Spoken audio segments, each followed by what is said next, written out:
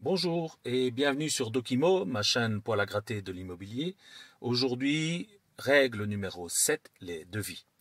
Je vais dans ce petit vlog vous donner les obligations relatives aux devis. Je vais vous donner quelques exemples de devis et je vais tenter de vous donner quelques tuyaux pour ne pas vous faire arnaquer.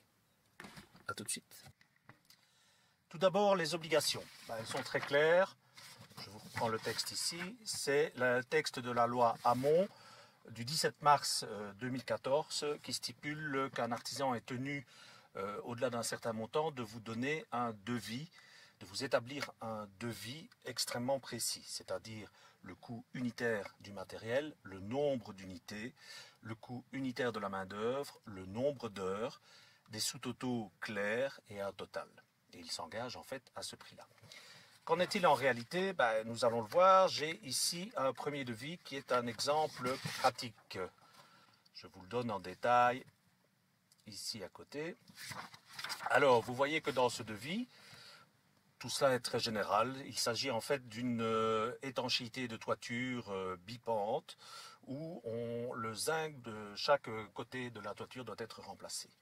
Alors, on a un peu n'importe quoi, dépose, repose, c'est écrit n'importe comment.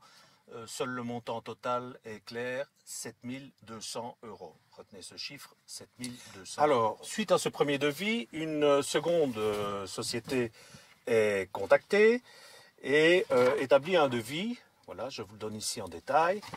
Ce devis, évidemment, il y a déjà une amélioration. C'est une entreprise Calibat. On voit tout de suite que le gaillard a un tableur. Il a fait une mise en page, bon, il n'y a pas de sous-toto, et on arrive à un total de 4 120 €. 4 120 €. Pour la petite histoire, ce devis a été exécuté par une troisième société et a été exécuté pour une facture finale de 1 600 €. Alors, que retenir de tout cela?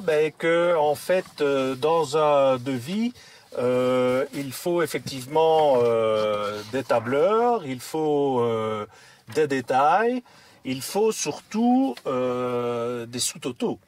Il faut surtout justifier chaque produit, il faut justifier chaque sous-total, il faut justifier chaque heure.